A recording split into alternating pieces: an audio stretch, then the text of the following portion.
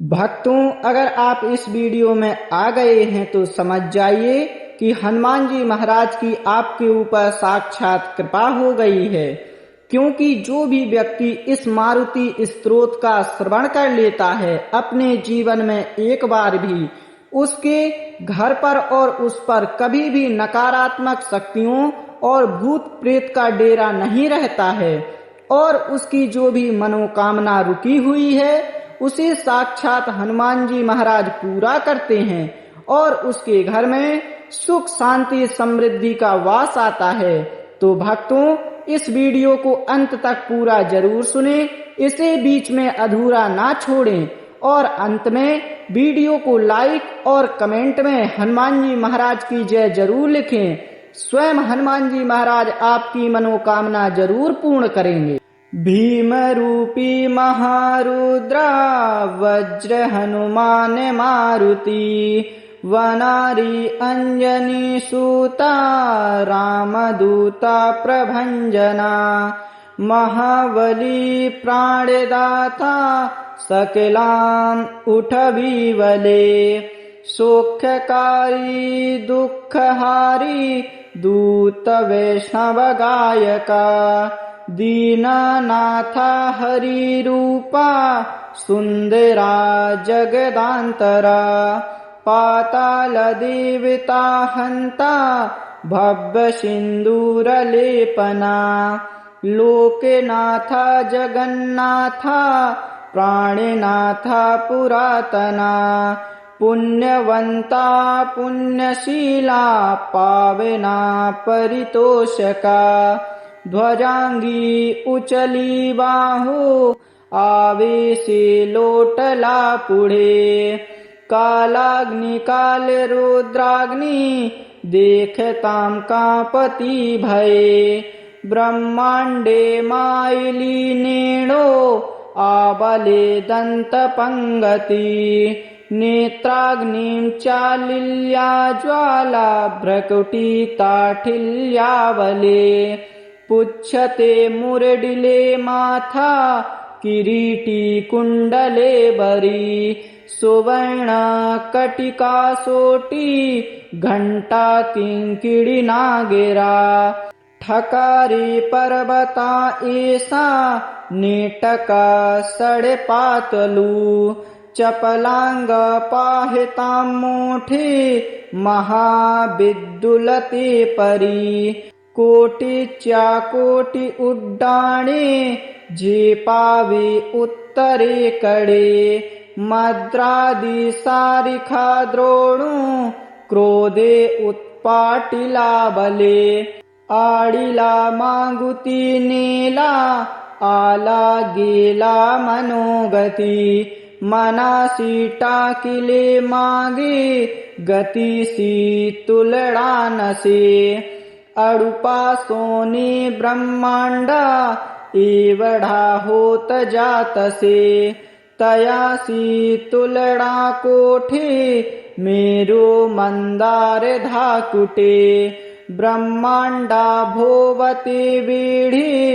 वज्रपुंछे करू सके, तयासी तुलडा केची ब्रह्मांडी पाहता नसे, आरक्त देखिले डोला ग्रासिले सूर्यमंडला, वाढतां वाढतां वाढे मेदिले शून्य मंडला, धन धान्य पशु वृद्धि पुत्र पौत्र समग्रही, पावती रूप विद्यादि श्रोत पाठे करुनिया, भूत प्रेत संबंधादि रोग व्याधि समस्तहि, नासती टूटती चिंता आनंदे भीम दर्शने, हे धरा पंधरा श्लोकी लाभली शोभली बरी, दृढ़ देहो निसंदेहो संख्या चंद्र कला गुड़े, रामदासी अग्रगण्यो कपि कुलासी मंडलो, रामरूपी अंतरात्मा दर्शने दोष नासति। भीमरूपी महारुद्रा वज्र हनुमान मारुति। वनारी अंजनी सूता रामदूता प्रभंजना। महाबली प्राणदाता सकलान उठबीवले। सौख्यकारी दुःखहारी दूत वैष्णव गायका। दीननाथा हरि रूपा सुंदरा जगदांतरा। पाताल देवता हंता भव्य सिंदूरलेपना। लोकनाथा जगन्नाथा प्राणनाथा पुरातना। पुण्यवंता पुण्यशीला पावना परितोषका। ध्वजांगी उचली बाहु आवेशे लोटला पुढे। कालाग्नि काल रुद्राग्नि देखतां कांपती भये। ब्रह्मांडे मायली नेणो आबले दंत पंगती। नेत्राग्निं चालिल्या ज्वाला भ्रकुटी ताठिल्यावले। पुच्छते मुरडिले माथा किरीटी कुंडले बरी। सुवर्ण कटिका सोटी घंटा किंकिणी नागेरा। ठकारी पर्वता ऐसा नेटका सड़े पातलू। चपलांग पाहितां मोठे महाविद्युलते परी। कोटीच्या कोटी उड्डाणे झेपावे उत्तरेकडे। मद्रादी सारिखा द्रोणू क्रोधे उत्पाटिला बले। आडिला मागुती नेला आला गेला मनोगती। मनासी टाकिले मागे गतीसी तुलडा नसे। अडुपासोने ब्रह्मांडा एवढा होत जातसे। तयासी तुलडा कोठे मेरो मंदार धाकुटे। ब्रह्मांडा भोवते वेढे वज्रपुंछे करू सके। तयासी तुलडा केची ब्रह्मांडी पाहता नसे।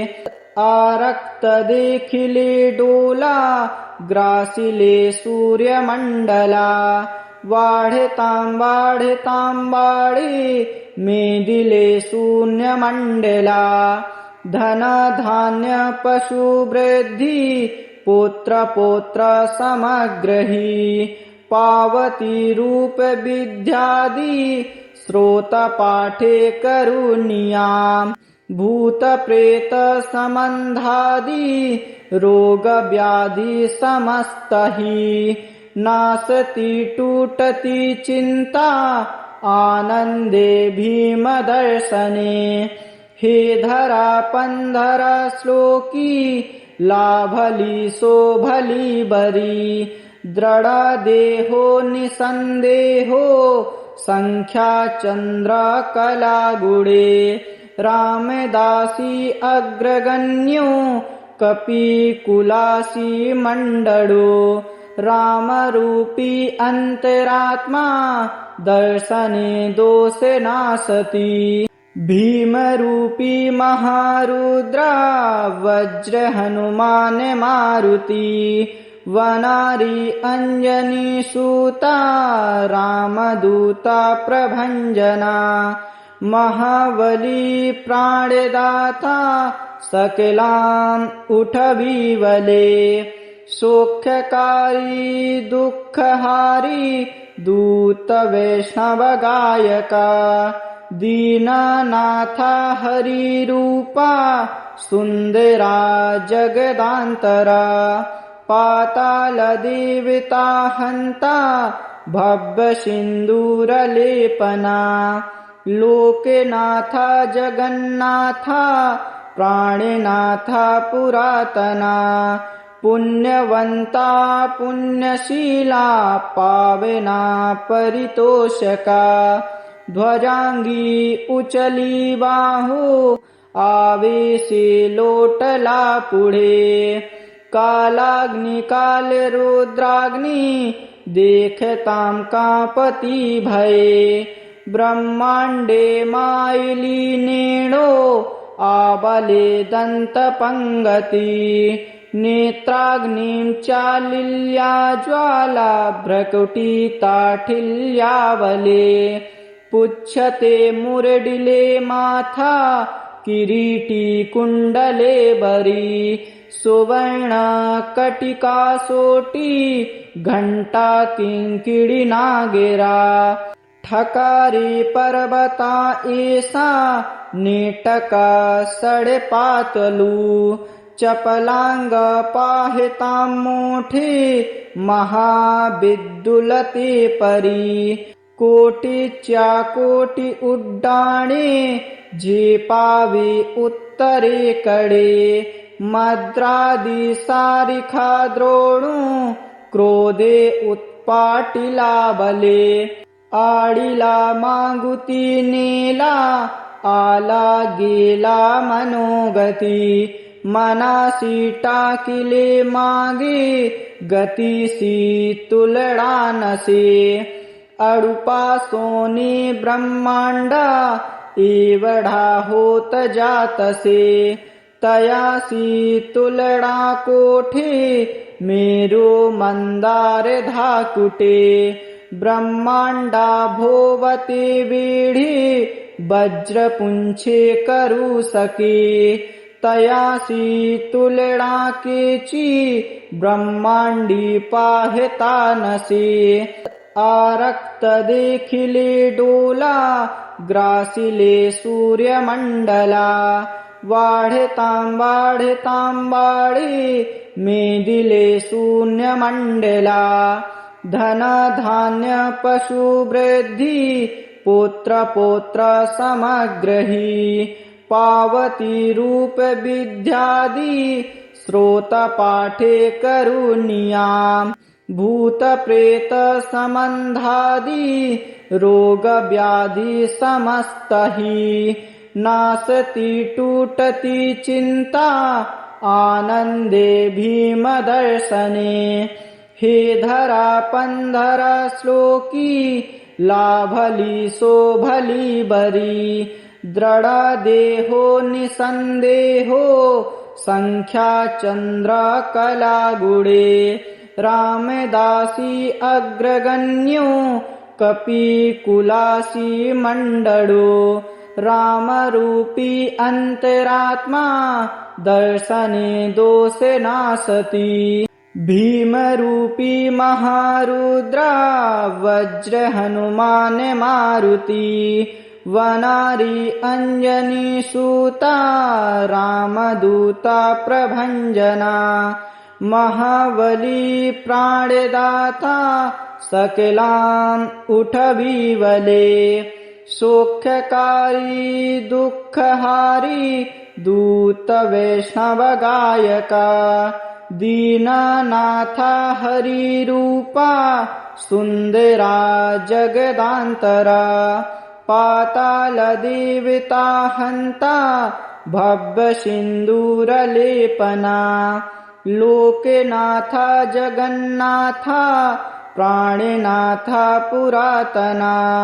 पुण्यवंता पुण्यशीला पावना परितोषका ध्वजांगी उचली बाहू आवेशे लोटला पुढे कालाग्नि काल रुद्राग्नि देखतां कापती भये ब्रह्मांडे मायली नेणो आबले दंतपंगती नेत्राग्निं चालिल्या ज्वाला भ्रकुटी ताठिल्यावले पुच्छते मुरडिले माथा किरीटी कुंडले बरी सुवर्ण कटिका सोटी घंटा किंकिणी नागेरा ठकारी पर्वता ऐसा नेटका सड़े पातलू चपलांग पाहिता मोठे महाविद्युलते परी कोटीच्या कोटी उड्डाणे झेपावे उत्तरेकडे मद्रादी सारिखा द्रोणू क्रोधे उत्पाटिला बले आडीला मागुती नेला आला गेला मनोगती मनासी टाकिले मागे गतीसी तुलडा नसे अडुपा सोने ब्रह्मांडा एवढा होत जातसे तयासी तुलडा कोठे मेरो मंदार धाकुटे ब्रह्मांडा भोवते वेढे वज्रपुंछे करू सके तयासी तुलडा केची ब्रह्मांडी पाहता नसे आरक्त देखिले डोला ग्रासिले सूर्यमंडला वाढतां वाढे मेदिले शून्यमंडला धन धान्य पशु वृद्धि पुत्र पौत्र समग्रही पावती रूप विद्यादि स्रोत पाठे करुनिया भूत प्रेत संबंधादि रोग व्याधि समस्तहि नासती टूटती चिंता आनंदे भीम दर्शने हे धरा पंधरा श्लोकी लाभली शोभली बरी दृढ देहो निसंदेहो संख्या चंद्र कला गुडे रामदासी अग्रगण्यो कपि कुलासी मंडळो रामरूपी अंतरात्मा दर्शने दोषे नासती भीमरूपी महारुद्रा वज्र हनुमान मारुती वनारी अंजनी सूता रामदूता प्रभंजना महाबली प्राणदाता सकलां उठविवले सौख्यकारी दुःखहारी दूत वैष्णव गायका दीननाथा हरिरूपा सुंदरा जगदांतरा पाताल देवता हंता भव्य सिंदूरलेपना लोकनाथा जगन्नाथा प्राणनाथा पुरातना पुण्यवंता पुण्यशीला पावना परितोषका ध्वजांगी उचली बाहू आवेशे लोटला पुढे कालाग्नि काल रुद्राग्नि देखतां कापती भये ब्रह्मांडे मायली नेणो आबले दंत पंगती नेत्राग्निं चालिल्या ज्वाला भ्रकुटी ताठिल्यावले पुच्छते मुरडिले माथा किरीटी कुंडले बरी सुवर्ण कटिका सोटी घंटा किंकिणी नागेरा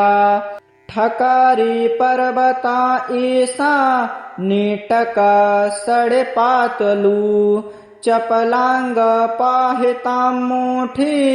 महाविद्युलते परी कोटीच्या कोटी उड्डाणे झेपावे उत्तरेकडे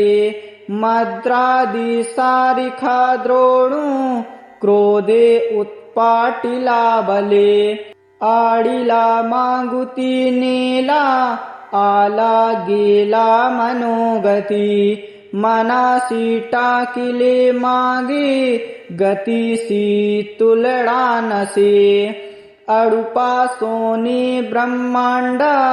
एवढा होत जातसे तयासी तुलडा कोठे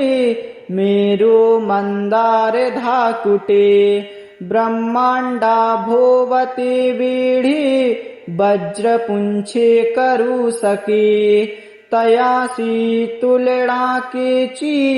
ब्रह्मांडी पाहता नसे आरक्त देखिले डोला ग्रासिले सूर्यमंडला वाढतां वाढे मेदिले शून्यमंडला धन धान्य पशु वृद्धि पुत्र पौत्र समग्रही पावती रूप विद्यादि श्रोत पाठे करुणिया भूत प्रेत संबंधादि रोग व्याधि समस्तहि नासति टूटति चिंता आनंदे भीम दर्शने हे धरा पंधरा श्लोकी लाभली शोभली बरी दृढ़ देहो निसंदेहो संख्या चंद्र कला गुड़े रामदासी अग्रगण्यो कपि कुलासी मंडलो राम रूपी अंतरात्मा दर्शने दोष नासती भीम रूपी महारुद्रा वज्र हनुमान मारुति वनारी अंजनी सूता रामदूता प्रभंजना महाबली प्राणदाता सकलाम उठबीवले सुखकारी दुखहारी दूत वैष्णव गायका दीनानाथा हरि रूपा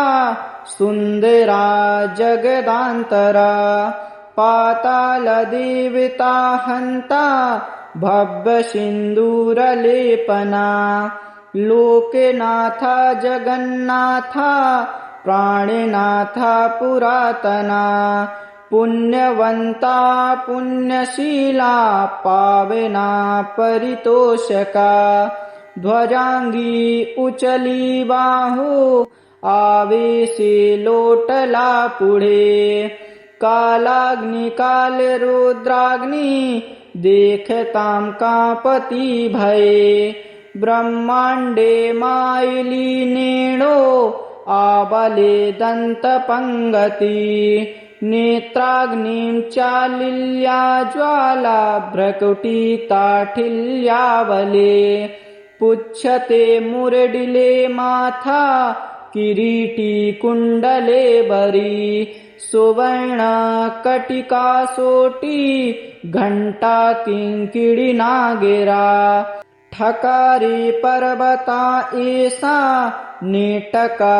सड़े पातलू चपलांग पाहिता मोठे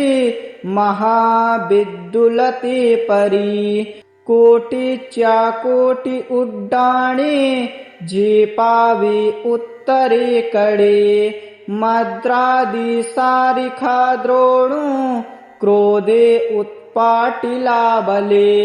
आडिला मागुती नेला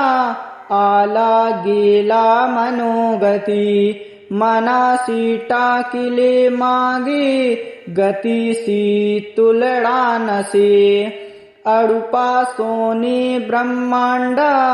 एवढा होत जातसे तयासी तुलडा कोठे मेरो मंदार धाकुटे ब्रह्मांडा भोवते वेढे वज्रपुंछे करू सके तयासी तुलडा केची ब्रह्मांडी पाहता नसे आरक्त देखिले डोला ग्रासिले सूर्यमंडला वाढतां वाढे मेदिले शून्यमंडला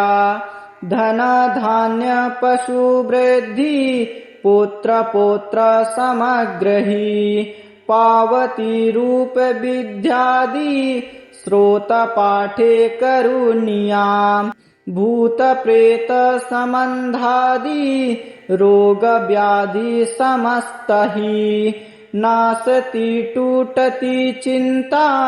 आनंदे भीम दर्शने हे धरा पंधरा श्लोकी लाभली शोभली बरी दृढ़ देहो निसंदेहो संख्या चंद्र कला गुणे रामदासी अग्रगण्यो कपि कुलासी मंडलो राम रूपी अंतरात्मा दर्शने दोष नासति भीम रूपी महारुद्रा वज्र हनुमान मारुति वनारी अंजनी सूता रामदूता प्रभंजना महाबली प्राणदाता सकलाम उठबीवले सुखकारी दुखहारी दूत वैष्णव गायका दीनानाथा हरि रूपा सुंदरा जगदांतरा पाताल देवता हंता भव्य सिंदूर लेपना लोकनाथा जगन्नाथा प्राणनाथा पुरातना पुण्यवंता पुण्यशीला पावना परितोषका ध्वजांगी उचली बाहु आवेशे लोटला पुढे कालाग्नि काल रुद्राग्नि देखताम कापती भये ब्रह्मांडे मायली नेणो आबले दंत पंगती नेत्राग्निं चालिल्या ज्वाला भ्रकुटी ताठिल्यावले पुच्छते मुरडिले माथा किरीटी कुंडले बरी सुवर्ण कटिका सोटी घंटा किंकिड़ी नागेरा ठकारी पर्वता ऐसा नेटका सड़े पातलू चपलांग पाहिता मोठे महाविद्युलते परी कोटीच्या कोटी उड्डाणे झेपावे उत्तरे कडे मद्रादी सारिखा द्रोणू क्रोधे उत्पाटिला बले आडिला मागुती नेला आला गेला मनोगती मनासी टाकिले मागे गतीसी तुलडानसे अडुपा सोने ब्रह्मांडा एवढा होत जातसे तयासी तुलडा कोठे मेरो मंदार धाकुटे ब्रह्मांडा भोवते वेढे वज्रपुंछे करू सके तयासी तुलडा केची ब्रह्मांडी पाहता नसे आरक्त देखिले डोला ग्रासिले सूर्यमंडला वाढतां वाढे मेदिले शून्यमंडला धन धान्य पशु वृद्धि पुत्र पौत्र समग्रही पावती रूप विद्यादि श्रोत पाठे करुणीयाम् भूत प्रेत सम्बन्धादि रोग व्याधि समस्त ही नासति टूटति चिंता आनंदे भीम दर्शने हे धरा पंधरा श्लोकी लाभली शोभली बरी दृढ़ देहो निसंदेहो संख्या चंद्र कला गुणे रामदासी अग्रगण्यो कपि कुलासी मंडलो राम रूपी अंतरात्मा दर्शने दोष नासति भीमरूपी महारुद्रा वज्र हनुमान मारुति वनारी अंजनी सूता रामदूता प्रभंजना महाबली प्राणदाता सकलाम उठबीवले सौख्यकारी दुःखहारी दूत वैष्णव गायका दीनानाथा हरि रूपा सुंदरा जगदांतरा पाताल देवता हंता भव्य सिंदूरलेपना लोकनाथा जगन्नाथा प्राणनाथा पुरातना पुण्यवंता पुण्यशीला पावना परितोषका ध्वजांगी उचली बाहू आवेशे लोटला पुढे कालाग्नि काल रुद्राग्नि देखताम कांपती भये ब्रह्मांडे मायली नेणो आबले दंत पंगती नेत्राग्निं चालिल्या ज्वाला भ्रकुटी ताठिल्यावले पुच्छते मुरडिले माथा किरीटी कुंडले बरी सुवर्ण कटिका सोटी घंटा किंकिड़ी नागेरा ठकारी पर्वता ऐसा नेटका सड़े पातलू चपलांग पाहिता मोठे महाविद्युलते परी कोटीच्या कोटी उड्डाणे झेपावे उत्तरेकडे मद्रादी सारिखा द्रोणू क्रोधे उत्पाटिला बले आडीला मागुती नेला आला गेला मनोगती मनासी टाकिले मागे गतीसी तुलडानसे अडुपा सोने ब्रह्मांडा एवढा होत जातसे तयासी तुलडा कोठे मेरो मंदार धाकुटे ब्रह्मांडा भोवते वेढे वज्रपुंछे करू सके तयासी तुलडा केची ब्रह्मांडी पाहता नसे आरक्त देखिले डोला ग्रासिले सूर्यमंडला वाढतां वाढे मेदिले शून्यमंडला धन धान्य पशु वृद्धि पुत्र पौत्र समग्रही पावती रूप विद्यादि स्रोत पाठे करुणियाम भूत प्रेत संबंधादि रोग व्याधि समस्त ही नासती टूटती चिंता आनंदे भीम दर्शने हे धरा पंधरा श्लोकी लाभली शोभली बरी दृढ देहो निसंदेहो संख्या चंद्र कलागुडे रामदासी अग्रगण्यो कपिकुलासी मंडळो रामरूपी अंतरात्मा दर्शने दोष नासती।